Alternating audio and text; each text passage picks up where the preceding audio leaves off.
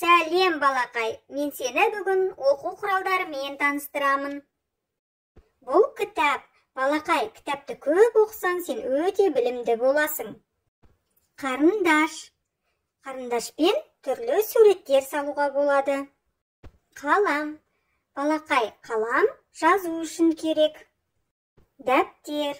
Дәптерге жазамыз, есеп шығарамыз. Сызғыш. Балақай, сызғыштың көмегімен әртүрлі суреттер салуға болады. Түзу сызықтар сызуға болады. Өшіргіш. Салған суретің ұнамай қалса, өшіргішпен өшіре аласың. Түрлі түсті қарындаш.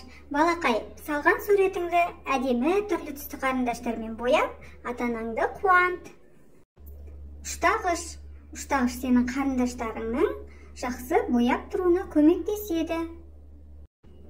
Қылқалам мен бояу. Қылқалам мен бояудың көмегімен әдемі пейзаждар, натюрморттар салуыңа болады. Қаламсауыт. Балақай, қаламсауытқа жазуға, сызуға, өшіруге, қиюға, бояуға арналған заттарыңды салуды ұмытпа. Сөмке. Сөмкеге оқу құралдары мен оқулықтарымызды саламыз. Мінекей, балақай, сен бірнеше оқу құралдарымен таныстың. Сабақта үздік болғың келсе, сабағыңды жақсы оқып, оқу құралдарына ұқыпты бол. Күнделікті бестік алып, ата-анаңды қуант. Мен саған сенемін. Алдағы уақытта осындай қызықты видеолары көргің келсе, менің арнама тіркеліп, лайк басып, комментарийге тағы да қандай қызықты видеолар көргің келетіндігін жазып кетуді ұмытпа.